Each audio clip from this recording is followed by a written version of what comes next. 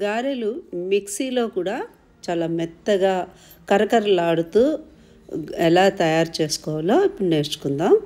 ఒక గ్లాస్ పప్పు తీసుకున్నామంటే అది కనీసం 3.5 గంటలు నానాలి. దీన్ని బాగా కడిగి 3.5 గంటలు నానబెట్టుకోవాలి.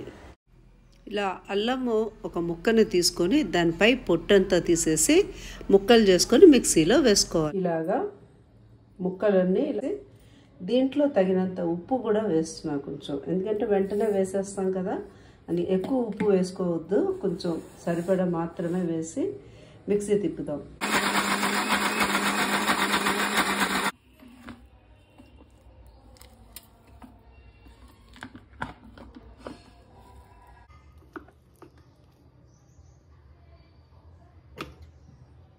చూసారా, మెత్తగా వచ్చేసింది.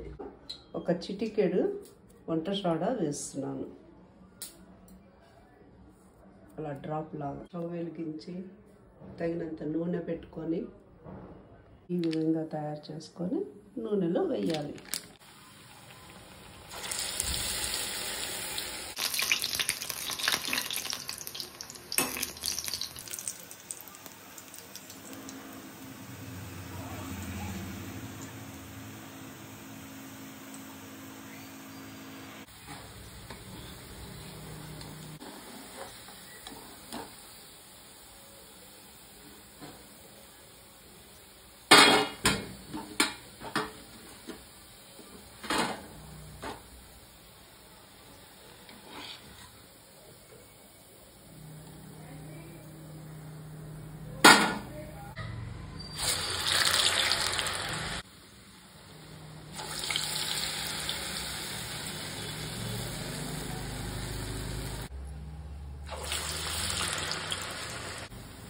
ఈ విధంగా మిక్సీలో తిప్పిన గారెలు కూడా చక్కగా మనం మెత్తగా కరకరలాడుతూ చేసుకోవచ్చు.